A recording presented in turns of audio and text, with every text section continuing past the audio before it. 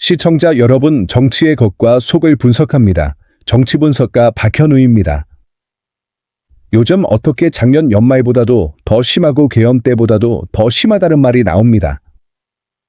이게 무슨 얘기냐 하면 저녁 회식이 사라졌다는 이야기입니다.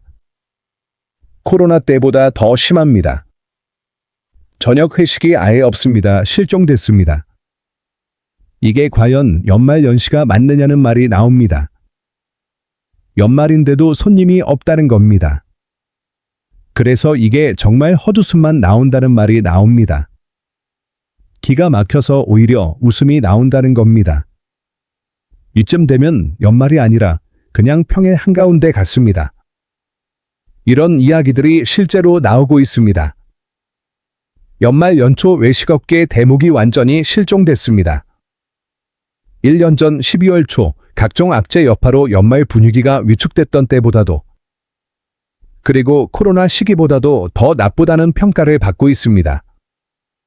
올해 체감 경기는 더 냉각될 것이라는 분석도 이어지고 있습니다. 외식업계에서는 연말 연초 대목이라는 말 자체가 점점 실감나지 않는다고 합니다.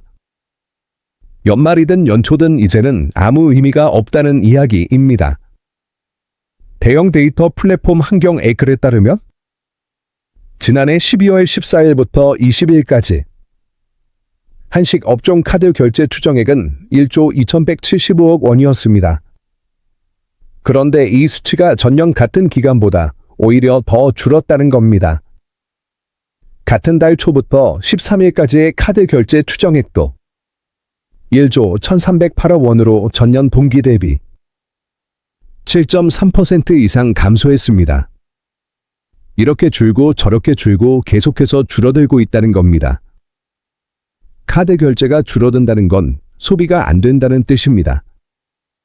국가 데이터에 따르면 소비의 바로미터인 소매 판매 역시 12월이 11월보다 3.3% 감소했습니다. 민생 회복 소비 쿠폰 효과가 잠깐 반짝했다가 21개월 만에 최대 감소폭을 기록한 것입니다. 반짝 희망을 줬다가 바로 꺼버리는 것도 참 잔인합니다.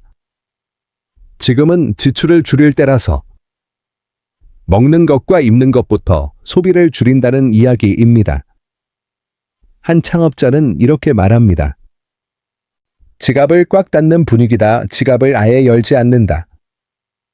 원래는 12월 초부터 단체 예약 문의가 들어와야 하는데 이번에는 그런 게 전혀 없었다고 합니다. 또 다른 자영업자는 말합니다. 회식 문화가 무섭게 사라지고 있다. 기업들이 연말 모임 자체를 부담스러워하는 것 같다. 아예 안 한다는 겁니다. 자영업자 커뮤니티에는 이런 글들이 올라옵니다. 아프니까 사장이다. 아프니까 청춘이다가 아니라 아프니까 사장이다. 연말 경기가 유독 나쁘다는 하소연이 계속 올라옵니다. 너무나 끔찍한 연말이다. 갈수록 연말이 연말처럼 느껴지지 않는다. 연말이라 기대했는데 저녁만 되면 손님 발길이 뚝 끊긴다. 작년의 계엄 사태로 최악이라고 생각했는데 올해가 더 심하다. 작년에도 연말 특수가 실종됐다고 떠들었는데 올해는 그보다 더 나쁘다는 겁니다. 이쯤 되면 특수라는 말이 사전에서 사라진 것 같습니다. 결과적으로 이재명 정권 이후로 나아진 것은 하나도 없고 오히려 더 나빠졌다는 이야기입니다. 인하대학교 소비자학과 교수는 이렇게 말합니다. 코로나 이후 소비자 행동 패턴 자체가 완전히 바뀌었다. 우리나라는 다른 나라에 비해 사회적 활동 제한 기간이 길었고 그 결과 회식이나 모임을 하지 않는 문화가 형성됐다. 이 교수는 또 이렇게 말합니다. 소비자 행동과 기업 회식 문화가 모두 바뀌었기 때문에 앞으로도 쉽게 회복되지는 않을 것이다. 온라인 주문 등으로 영업 방향을 전환한 사람들만 살아남을 가능성이 있다고 말합니다. 이 말씀을 잘 들으셔야 합니다. 강신업 TV를 보시는 분들 모두 부자 되셔야 합니다. 예전에 부자 되세요라는 광고 문구가 유행한 적이 있었는데 강신업 TV에서는 진심으로 말씀드립니다. 여러분 모두 부자 되시기를 기원합니다. 그럼 어떻게 해야 부자가 될 수 있느냐? 함께 연구해 보자는 겁니다. 부자가 되고 싶다고 해서 되는 건 아니지만 그래도 지금보다는 더 나아져야 하지 않겠습니까? 저도 그렇고 여러분도 그렇고 돈에 대한 관심을 가져야 할 때입니다. 자영업 하시는 분들은 지금 투자를 더 키우면 안 됩니다. 알뜰하게 버텨야 합니다. 오프라인은 갈수록 더 나빠질 수밖에 없습니다. 이건 일시적인 문제가 아닙니다. 소비 패턴 자체가 바뀐 겁니다. 온라인으로 이동했습니다. 회식을 안 한다는 겁니다. 결국 배달로 갈 수밖에 없는데 배달 플랫폼 수수료 내고 광고비 쓰면 남는 게 없습니다. 이럴 때는 냉정하게 판단해야 합니다. 안 되는 구조라면 과감히 접는 것도 필요합니다. 작지만 확실하게 현금을 만들 수 있는 방향을 찾아야 합니다. 그런데 문제는 그것마저도 쉽지 않다는 겁니다.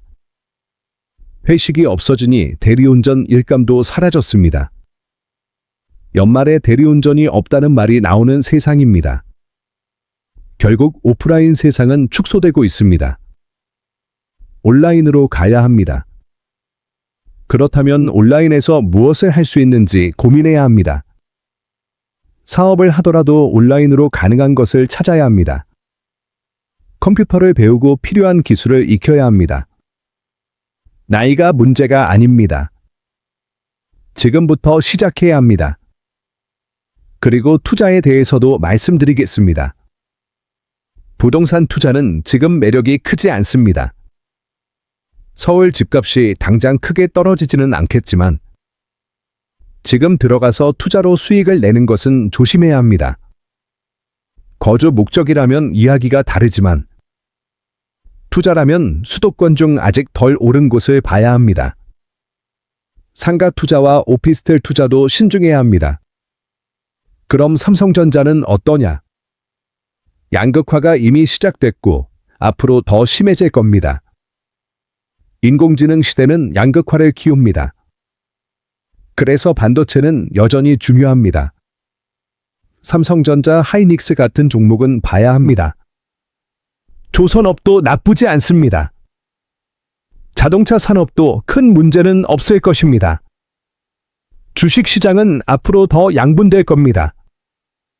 아무거나 산다고 돈 버는 시대가 아닙니다. 이 말씀을 잘 새겨두시기 바랍니다. 여러분이 돈을 벌어야 나라가 잘 되고 나라가 잘 돼야 여러분도 잘 됩니다. 여러분이 먼저 살아야 애국도 할 수 있습니다.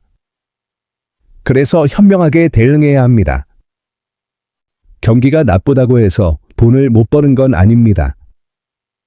방법은 있습니다. 오프라인이 아니라 이제는 온라인이라는 것. 알고만 있지 말고 반드시 실천해야 합니다. 여러분들 이 사안을 어떻게 생각하십니까? 여러분들의 견해를 댓글로 많이 남겨주시기 바랍니다. 감사합니다.